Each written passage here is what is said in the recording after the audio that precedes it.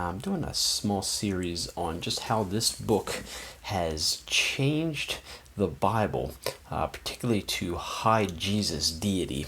The first video we did was on Colossians 1:16 and how the New World Translation added the word other to make it seem like Jesus was a created being and that he didn't create all things as only Jehovah could. And they use that to deceive the people, to just make them believe that Jesus is anything but God. Today we're going to look at a different verse, Hebrews chapter 1, verse 8. I'll read it for you in the New World Translation first. It reads, "But about the Son, he says, God is your throne forever and ever. The scepter of your kingdom is the scepter of righteousness." God is your throne, the New World says. Now I have to ask you, does that make any sense whatsoever? God is your throne. That's what the New World Translation has, and it's a flip-flop of words. They had a lot of trouble with this verse, so they literally flip-flop words to avoid calling Jesus God. Let me read from the New Living, or actually this is the New International Version. Feel free, grab any Bible you want. I promise you, every Bible will not agree with this. Every Bible will agree with this in meaning. And you can just check out any Bible you have. Like I said, I'm using the New International Version here.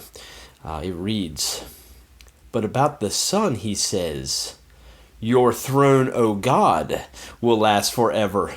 A scepter of justice will be the scepter of your kingdom." Now think about that for a second. Here, it says, your throne, O God, talking about Jesus. In other words, the writer of Hebrews is literally calling Jesus God. Here in the New World Translation, they changed the word. They flipped it around. Instead of saying, your throne, O God, it says, God is your throne, which absolutely makes no sense. Every translation out there, except this one, says, your throne, O God, calling Jesus, O God.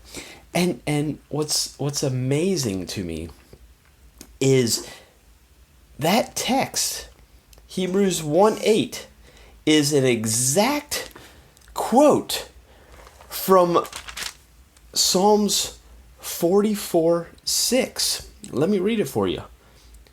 Your throne, O God, will last forever and ever. A scepter of justice will be the scepter of your kingdom. So here the writer of the psalm is literally talking to Jehovah, saying, your throne, O God.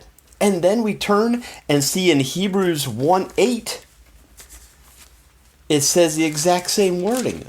Your throne, O God. The text is a mirror image, a replica. It's a direct quote. There's no way around it.